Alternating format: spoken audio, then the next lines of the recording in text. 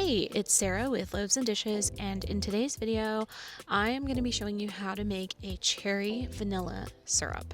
And as I've done in the past several videos, I'm going to be putting the recipe in the caption of this video rather than on screen.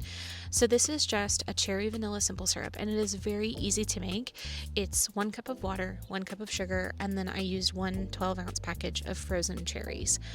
I opted for frozen cherries just because they're easier to get, they're easier to find.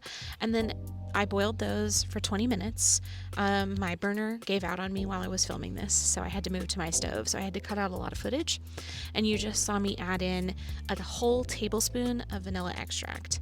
Now I am straining the cherry mixture because you don't want whole cherries in your syrup. Maybe you do, I don't know.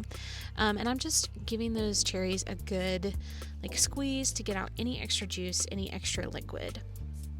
This syrup is absolutely delicious. I really love it in a Coke, but you could put it in a tea, you could put it in matcha, you could put it in coffee, you could put it in whatever you like. But for me, having it in a Diet Coke is like an extra special fancy little treat. But I did make it 2 ways for you. I'm going to show you how I made it in a coffee first. So I poured some of the syrup into a glass. I added some ice because I like iced coffee. You could have this hot if you wanted. I added some milk, and you could use a dairy-free milk if you chose. This is just what I had in the fridge. And then I added about 2 shots of espresso on top. I'm an espresso and an iced coffee kind of person, so if you wanted this in a hot coffee, like just a brewed coffee, you could do that way as well.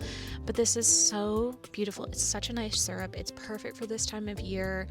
And now I'm making it in a Coke. This was my favorite. I added just a little bit of syrup to a glass with some ice, and I poured my Diet Coke over the top, and it made the best cherry vanilla Coke. If you want to see more, be sure to check out Loaves and Dishes, and thanks for watching. Bye.